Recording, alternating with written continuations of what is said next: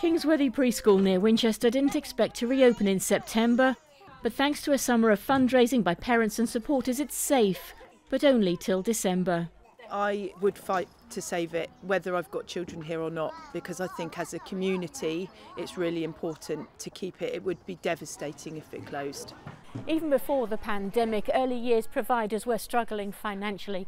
In the year to March this year, more than 1,000 across the South and Thames Valley closed their doors.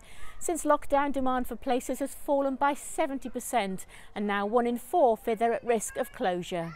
Lots of settings are having to add additional charges, add their fees increasing just to bridge that gap and make ends meet. If we do that, then the disadvantaged children won't be able to come to us and will be inaccessible. And for us, making sure that the disadvantaged children have a smooth transition to school and that their education journey starts off as it should is our whole ethos. Jane Fisher says COVID sealed the fate on 3 preschools she'd run in East Hampshire for 25 years.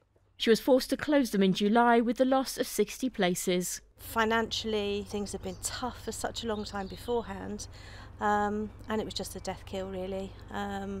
Making sure that the staff were provided for. You had to juggle staff versus families, and there just wasn't enough in the pot to keep going in the end. The government says early years providers will benefit from a £3.6 billion funding package in the next year. But the Early Years Alliance says it's not enough. Even the government's own Treasury Select Committee has said there's not enough money in the system for early years.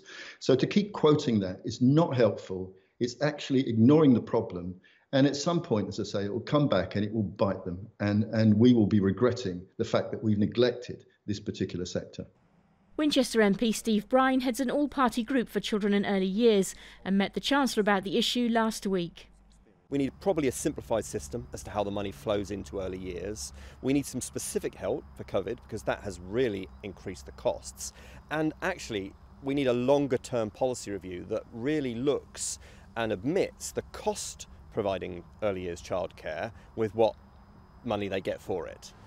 With lockdown, the need for childcare has reduced, but now closures may mean a shortage of places as people return to work.